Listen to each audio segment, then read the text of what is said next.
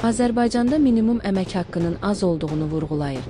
Kimisi Türkiyə ilə müqayisəni uğursuz adlandırır. Azərbaycanda da minimum əmək haqqı 1000 manata çata biləcəkmi? Minimum maaş nə qədər olmalıdır?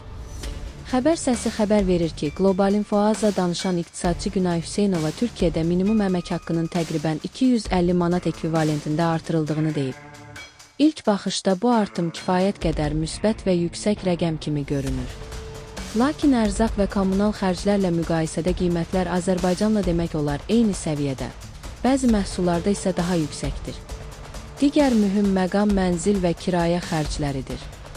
Hazırda minimum əmək haqqı 20-204 lira olduğu halda, kirayə qiymətləri əsasən 25-30 min lira aralığındadır.